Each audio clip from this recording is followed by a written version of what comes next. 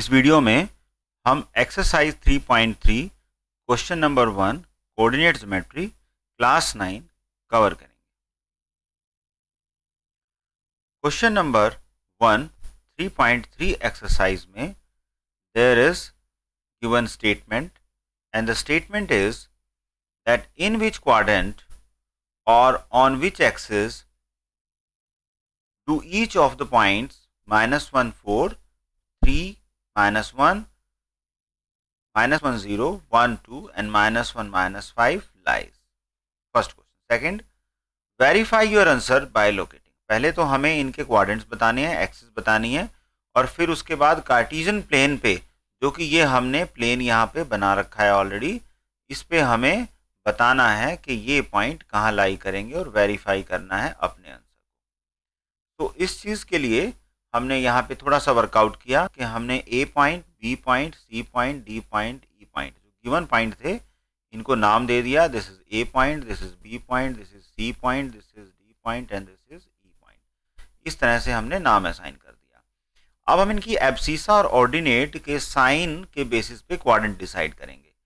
अब अगर हम ए पॉइंट का एब्सीसा देखें तो दैट इज नेगेटिव, ठीक है, because this is -2, it is ordinate is 4 which is positive, ठीक है। तो अगर एब्सीसा नेगेटिव है इट मीन्स दिस एक्सिस, और अगर ऑर्डिनेट पॉजिटिव है means this axis, and this is second quadrant. I can write here second. Another B point पर अगर हमारे पास 3 गिवन है तो 3 is positive and ordinate -1 which is negative. तो if abscissa is positive means this is the axis for positive, and negative this axis, it means this is fourth quadrant. So this is fourth quadrant. I can write here fourth quadrant. Another is for the C point there is -1, so it means this is 1 and y component is 0, it means point lying on this axis. We can write this is negative and this is 0, okay. So we can say it is not a quadrant, it is lying on the axis. We can write again, write x axis, right? So D point is both are positive, so we can write this is positive and this is also positive. If it is so, then this is positive, this is positive, means first quadrant. I can write here first quadrant.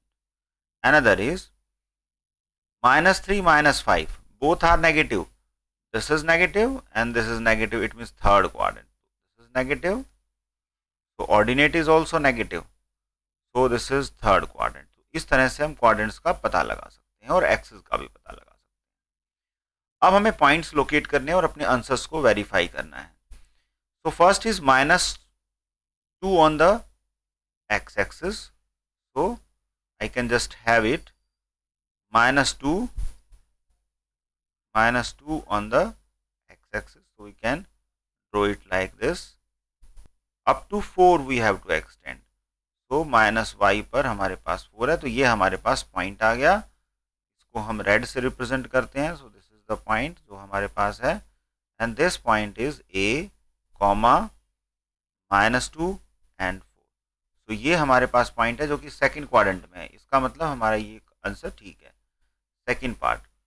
Now point number B, 3 on the X axis और -1 on the Y axis, तो हम minus की direction में proceed करेंगे और यहाँ से इसको एक्सटेंड करेंगे and will represent our B point here. This is nothing but B point having the coordinate 3 and -1 and it is in the fourth quadrant. यहाँ भी fourth लिखा है तो it means this is also fine. Another C point जो हमारे पास है वो लिखा हुआ है यहाँ पर हमारे पास -1 and 0. So -1 is this one, right? Or 0, it means it is origin. So we can directly make this point, and this point is point number C, and it can be -1 and 0. It is lying on the x-axis, it is x-axis, fine. Another point D, D point is 1 2, if it is 1 2, तो 1 is this and 2 is also positive, so हमको इसको positive direction में लेके जाना है और यहाँ से इसको एक्सटेंड करना है. So we'll having this point lying on this crossing. ठीक है, इस क्रॉसिंग पे जो पॉइंट है वो पॉइंट क्या है, डी. और डी क्या है, 1,2. तो 1, अगर 2 है तो ये कौन सा क्वाड्रेंट है, this is first quadrant, so it is also fine.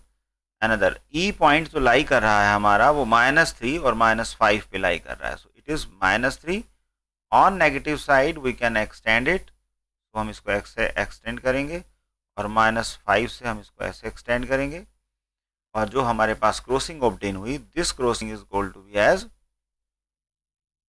Point number E. E point is -3 and -5 और ई क्वाड्रेंट कौन सा है, थर्ड क्वाड्रेंट. तो हमारा ये भी आंसर ठीक है. It means we can verify by locating the points also.